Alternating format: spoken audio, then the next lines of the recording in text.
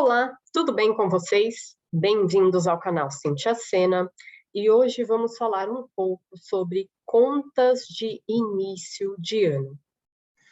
Passa ano, entra ano e sempre temos muitas pessoas que, infelizmente, não se programaram, não se prepararam para as contas que todo ano aparecem sempre na mesma época. Janeiro, fevereiro, temos algumas contas que acabam nos dando uma falsa ideia de que temos muito a pagar. Por quê? Nós comparamos tudo que a gente tem para pagar em janeiro com o nosso ganho daquele mês. Percebe? E aí a gente tem que entender que o nosso salário lá de janeiro não deveria ser pensado unicamente ele para fazer frente a essas contas, a esses gastos de início de ano. Correto? Perfeito até aqui?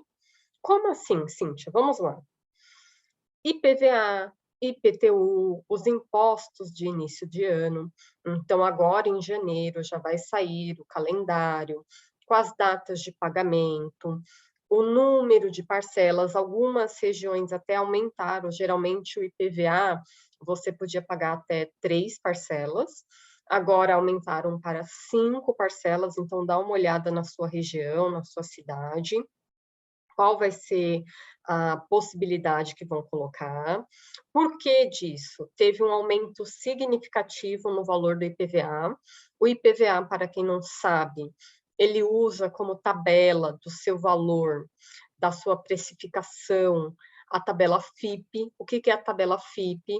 É aquela que apresenta o valor para quem quer comprar e vender um determinado veículo. Então, é o valor justo, que a gente chama, né, praticado pelo mercado, comprador, vendedor, e eles usam uma das últimas tabelas para precificar o imposto. Então, independente se você usou mais ou menos a estrada, a rua, o asfalto, você vai pagar mais, porque os carros usados tiveram um aumento, uma valorização em relação ao ano anterior, muito motivado por conta da pandemia, que muitas fábricas fecharam, muitas fábricas ficaram sem peças, sem condições de produzir carros novos,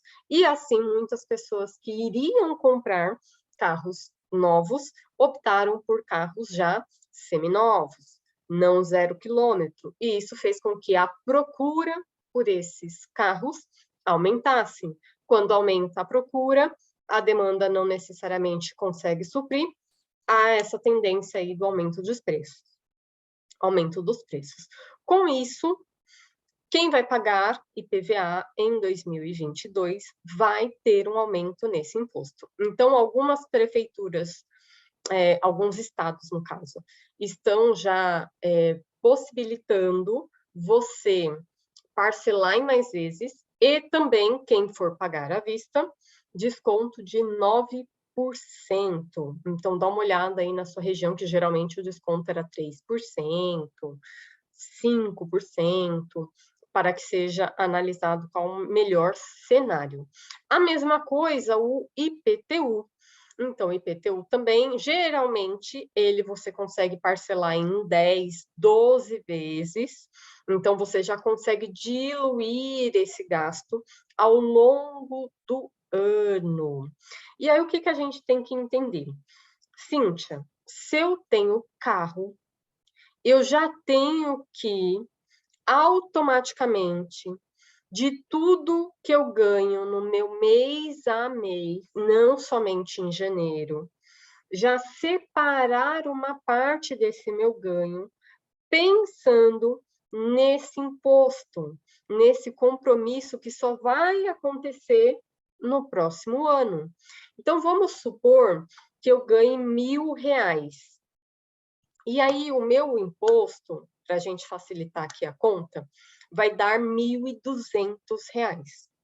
Então, se eu vou pensar, janeiro, ganho 1.000, eu vou conseguir pagar esse imposto? Não vou, perfeito? Mas, se eu pegar do salário de janeiro, separar R$ 100, do salário de fevereiro, separar mais R$ 100, e assim até dezembro, ou seja, eu já vou ter acumulado ao longo do ano os R$ 1.200 que eu vou precisar pagar em janeiro. Não vou precisar usar meu 13º, não vou precisar me preocupar com o salário de janeiro. Porque quanto que eu vou contribuir com o salário de janeiro? Apenas R$ 100 para o próximo ano. Aí, com esse valor que eu já vou ter guardado, por ter guardado, eu posso deixar investindo, investindo vai render juros, ou seja, eu vou ter mais do que 1.200, pago à vista, com desconto dos 9%, e ainda sobra recurso financeiro. Então, o que eu quero trazer aqui para vocês com esse exemplo é que as contas que acontecem uma vez ao ano, seja em janeiro, seja em agosto, quem tem seguro, seja em dezembro, nas festas de final de ano, nossa, festa, muitos presentes, mas se eu programar de tudo que eu ganho no meu mês a mês, eu já separar parte desse meu ganho para esses gastos que só acontecem uma vez no ano. Então, a questão não é que janeiro é pesado, é que a gente não pensou que aquele salário de janeiro, aquele salário de março, aquele salário de abril, eu não deveria gastar 100%. Eu já deveria separar uma parte dele para aquelas contas que não acontecem todos os meses.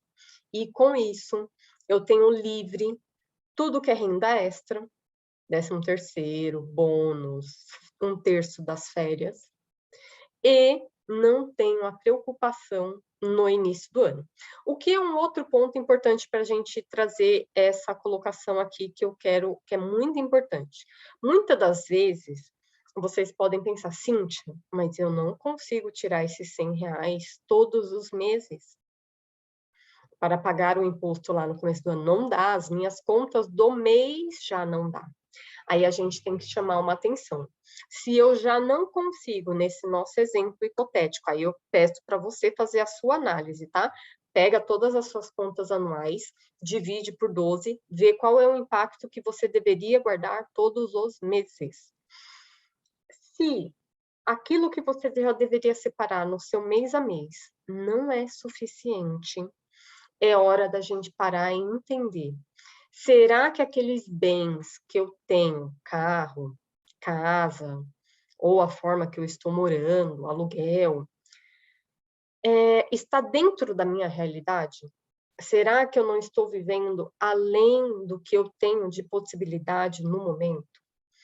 Será que, dependendo, eu não vou ter que abrir mão de algumas coisas para que o meu orçamento caiba? Percebe?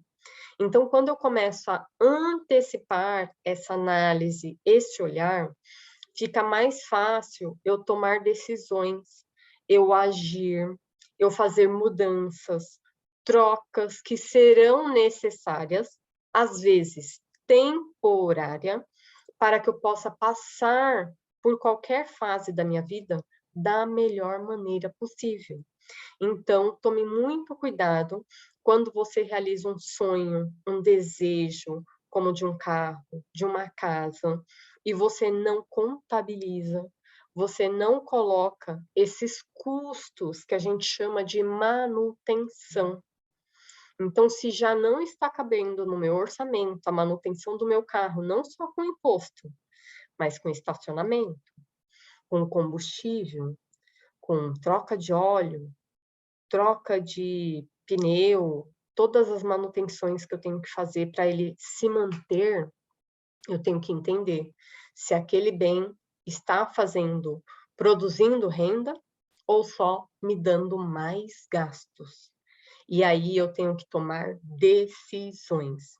Então, não pense que são as contas do começo de ano, as vilões, os problemas, mas que a gente tem que olhar a nossa realidade, ver o que cabe de fato nessa realidade, para que a gente possa gastar o nosso ganho de uma maneira que eu não precise gastar tudo, mas que eu possa sempre, de alguma forma, salvar uma parte daquilo que eu ganho, porque o objetivo nosso não é só trabalhar para pagar contas, perfeito?